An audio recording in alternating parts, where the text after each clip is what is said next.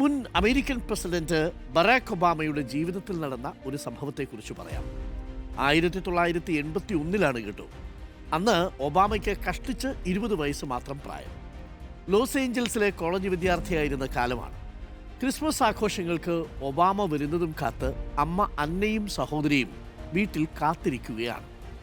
ഹൊനലൂലു എന്ന നഗരത്തിലാണ് ഒബാമയുടെ വീട്. ഒരു കുഞ്ഞു വീടാണ്. അങ്ങോട്ടുള്ള വിമാന ടിക്കറ്റിന് $59 വില. ഒബാമയുടെ കയ്യിൽ അത്രയും പൈസ ഉണ്ടായിരുന്നില്ല. എന്നിട്ടും കഷ്ടപ്പെട്ട് പണം സംഘടിപ്പിച്ച് ഒബാമ വീട്ടിലേക്ക് ടിക്കറ്റ് എടുത്തു. എന്നാൽ ഒന്നും പ്രതീക്ഷിച്ചതുപോലെ നടന്നില്ല. അടുത്ത 3 ദിവസത്തേക്കുള്ള വിമാന സർവീസുകളെല്ലാം പെട്ടെന്ന് റദ്ദാക്കി. ഒബാമയ്ക്ക് എങ്ങനെയെങ്കിലും ക്രിസ്മസിന് വീട്ടിലെത്തണം. വിമാന സർവീസ് ആണെങ്കിൽ ഒട്ടില്ലതാണ്. കണക്ഷൻ ഫ്ലൈറ്റ് പിടിച്ചു പോകാനാണെങ്കിൽ ഒബാമയുടെ കയ്യിലുള്ളത് ആകെ $11 മാത്രമാണ്. ആ പൈസയ്ക്ക് കണക്ഷൻ ഫ്ലൈറ്റ് പിടിക്കാൻ സാധിക്കുകയുമില്ല. ഒടുവിൽ $11 കിട്ടുന്ന ഒരു പഴയ കാർ വാടകയ്ക്കെടുത്ത് ഒബാമ കാലിഫോർണിയയിലെ സുഹൃത്തിൻ്റെ അടുത്തേക്ക് പുറപ്പെട്ടു. സുഹൃത്തിന് തന്നെ സഹായിക്കാൻ സാധിക്കുമെന്ന് ഒബാമ പ്രതീക്ഷിച്ചു. എന്നാൽ സുഹൃത്തിൻ്റെ വീട്ടിലേക്കുള്ള വഴിയിൽ കാറ് 3 തവണ ബ്രേക്ക് ഡൗൺ ആയി. ഒടുവിൽ ക്ഷീണിതനായ ഒബാമ ഒരു ചായക്കടയിൽ വന്നിരുന്നു. ചായക്കടയിലെ സ്ത്രീ ഒബാമയോട് എങ്ങോട്ടാണ് പോകുന്നത് എന്ന് ചോദിച്ചു. അവരോട് ഒബാമ കഥകളൊക്കെ പറഞ്ഞു.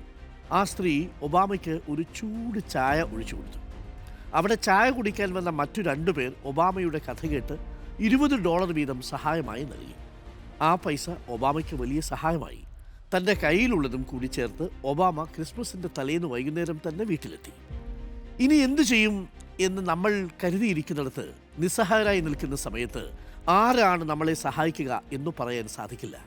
ഉറപ്പായും ഒപ്പമുണ്ടാകുമെന്ന് കരുതുന്ന ആളുകളായിരിക്കില്ല എന്ന് നിശ്ചയം. ചിലപ്പോൾ ഒരു പരിചയവുമില്ലാത്ത ആളുകളാകും സഹായത്തിനെത്തുക.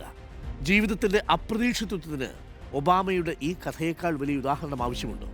പ്രിയപ്പെട്ട പ്രേക്ഷകരെ, ജീവിതത്തിൽ ഓരോ വളവുകളിലും നമ്മൾ നിസ്സഹായമാകുമ്പോൾ നമ്മെ തേടിയെത്തുന്ന, നമ്മളുടെ സഹായഹസ്തവുമായി എത്തുന്ന നിരവധി മനുഷ്യരുണ്ടാവും.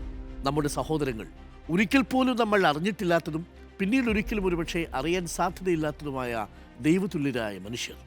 അപ്പോൾ പ്രിയപ്പെട്ടവരെ, അപ്പോൾ കഴിയുന്ന സമയത്തെല്ലാം നമ്മൾ മറ്റുള്ളവർക്ക് വേണ്ടി ദൈവമാവുക.